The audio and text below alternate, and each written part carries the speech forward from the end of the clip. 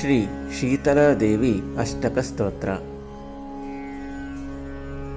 अस्य श्री शीतलास्तोत्रस्य महादेव ऋषिः अनुष्टप् छन्दः शीतलादेवता लक्ष्मीर्बीजं भवानी शक्तिः सर्वविस्फोटकनिवृत्तये जपे विनियोगः।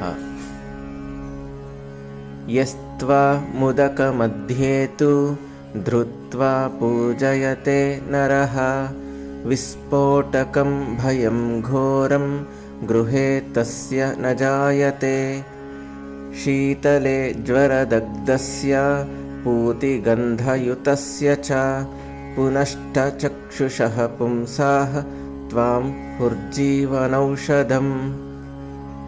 शीतले तनूजान् रोगान् नृणां हरसि दुस्त्यजान् विस्फोटकविदीर्णानां त्वमेकामृतवर्षिणी।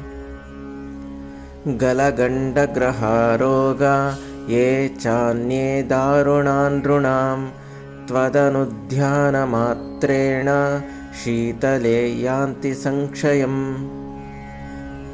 न मन्त्रोन् औषधं तस्य पापरोगस्य विद्यते त्वमेकां शीतले धात्रीं नान्यां पश्यामि देवतां। मृणालतन्तुसदृशीं नाभिहृन्मध्य संश्रितां यस्त्वां सञ्चितये देवी तस्य मृत्युर्न जायते।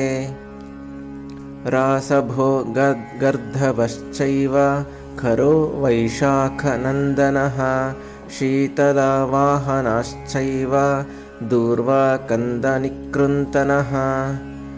एतानि खरनामानि शीतलाग्रे तु यः पठेत् तस्य गेहि शिशूनां च शीतलारुग्न जायते।